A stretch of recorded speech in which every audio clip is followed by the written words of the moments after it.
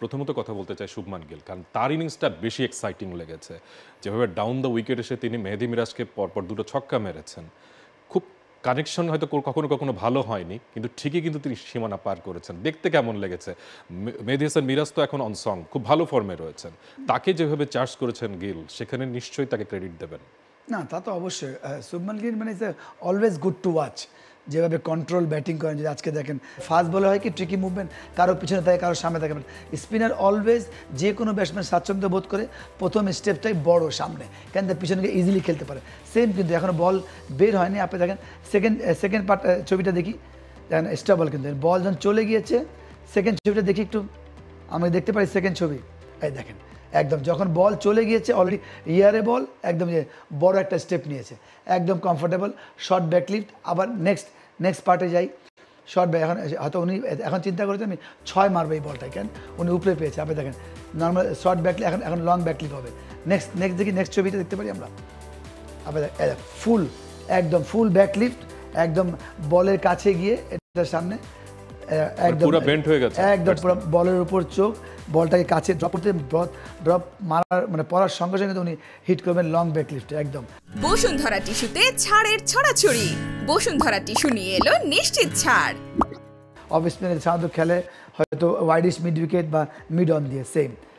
Next যাই আমরা, আপনি দেখেন কানেক্ট কিন্তু ভালো হয়নি, কিন্তু অন্য সব জিনিস এত ঠিক ছিল, এটা 6 হয়েছে। আপনাদের জাস্ট নেক্সট ছবিটা দেখি আমরা, সুইপ পার্টে লাগে না, হয়তো সুইপ পার্টের সাইডে লেগেছে, তারপর কিন্তু 6। কেন? ওই স্পিন একটু করেছে ওই জায়গাটায়, বাট অন্য সব তার ঠিক ছিল। বলের কাছে গিয়েছে, হায়ার ব্যাকলিফ ছিল, যখন যাওয়ার পরে চিন্তা করছিলাম এই বলটা আমি উপরে খেলবো। বটম্যান দেখেন, মানে বটম্যানের ইনভলভনেস ছিল। সাধারণত টপ এন্ডে সবাই খেলে, কিন্তু যখন আপনি 6 মারবেন আপনার বটম্যান লাগবেই। এটা দেখেন সব কিছু ঠিক আছে, হয়তো বল মনে হচ্ছে যে সাইডে লেগে, তারপরে 6 হয়েছে, বিকজ অন্য সব ঠিক ছিল। আর যেহেতু আমরা বলি সবসময় ইন্ডিয়ান, যেটা আপনি বলছিলেন যে প্রথম আধা ঘন্টা 13 রান, তারপর আবার অ্যাটাক করলাম, তারপর আবার 13 ওভারের সেকেন্ড যে লাস্টটা 2টা 6 মারলেন, ওর জায়গাটা সেম একদম ওয়ান ডে স্টাইলে বা ওয়ান ডে ম্যাচে খেলছেন। যেহেতু এটা তখনই খেলতে পারছে যখন সে উইকেটে থাকে, তা ওরা এত কোয়ালিটি ফার্স্ট ক্লাস খেলে, যখন এই টাইপের সিচুয়েশন আসে তারা মাস্টার হয়ে গেছে। গত 5 বছর যদি দেখি, মানে চমৎকার ইন্ডিয়ার বড় কারণ হচ্ছে এই টাইপের, তারা যখন থাকা দরকার থাকে স্ট্রাগলিং করে, যখন অপরচুনিটি আসে এই টাইপের সিচুয়েশনে তারা পুরা কাজে লাগায়, যেটা পান্ত আর গিল কাজে লাগাচ্ছে। আরেকটা জিনিস আমি একটু অ্যাড করতে চাই, ওই যে সুইট পয়েন্টে লাগে না, যেটা জাভেদ ওমর বলল, তার কারণ 6 হওয়ার কারণ হলো full flourish of the bat.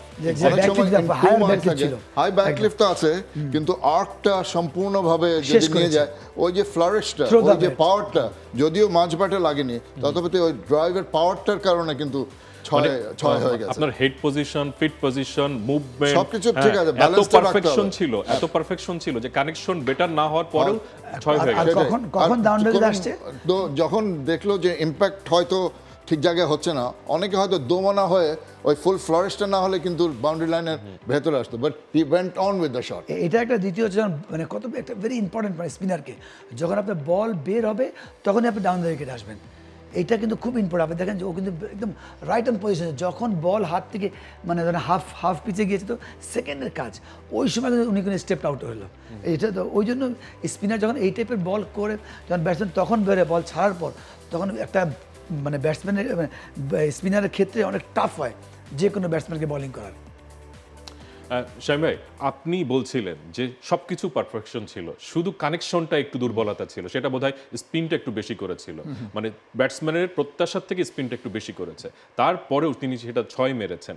এটা সম্ভব হয়েছে কি তার কোয়ালিটির কারণে? অন্য কোনো ব্যাটসম্যান হলে হয়তো বা তিনি মিড উইকেট সীমানার কাছাকাছি ধরা খেতেন, সেটা কি এটা বলতে পারতো? ইভেন ঋষভ পান্ট যে খেলছে তার সঙ্গে যে লম্বা 6 মেরেছে, আমরা একটা শটে দেখেছি ঋষভ পান্টের একটা হাত ছুটে গেছে, যেহেতু ওরা তুলনা করছিল যে যখন মোমেন্টাম একজনের 6 মারে বা ফরওয়ার্ড ড্রাইভ খেলে, তখন ব্যাটারদের মোমেন্টাম সামনের দিকে একটু ব্যালেন্সে থাকে, ঋষভ পান্টের থাকে পেছন দিকে। So he had to reach further, তার আর্কটা লম্বা হয়ে যায়, মাঝে মাঝে হাত থেকে ব্যাট একটা হাত ছুটে যায়, তথাপি সে কিন্তু যদি কানেক্ট করে প্রপারলি, এই হলো পার্থক্যটা। দুজনই মারমুখী খেলোয়াড়, দুজনই ঋষভ পান্ট না, বিশেষ করে শুভমান গিল T20 ফরম্যাটে তার মাইন্ডসেটের একটা ব্যাপার আছে, তার পাওয়ার হিটিং অ্যাবিলিটিস আছে। রোগা পাতলা দেখতে মনে হয়, কিন্তু শোল্ডারে যে পাওয়ার, রবি শাস্ত্রী কমেন্ট্রিতে বলছিল যে তা হিপসে রোটেশনের একটা ব্যাপার আছে। ওই যে আমরা বললাম না, ব্যালেন্স কোত্থেকে আসে, একেবারে মাথার থেকে টো পর্যন্ত সব কিছু যদি কোঅর্ডিনেটেড থাকে, ওই তিনটা পার্ট যদি লোয়ার পার্ট, মিডল পার্ট, আপার পার্ট যদি ইন সিঙ্ক হয়, তখনই কিন্তু সহজ মনে হয় জিনিসটাকে। অনেকে সেটা সহজভাবে করতে পারে না। শুভমান গিলের এই অ্যাডভান্টেজটা আছে, এবং টল প্লেয়ার, তার রিচটা বেশি। তা ওই যে জাভেদ যেটা বলছিল কোন জায়গায় বলটা ড্রপ করবে, এইটা জাজ করাও কিন্তু একটা ব্যাটসম্যানের কৃতিত্ব।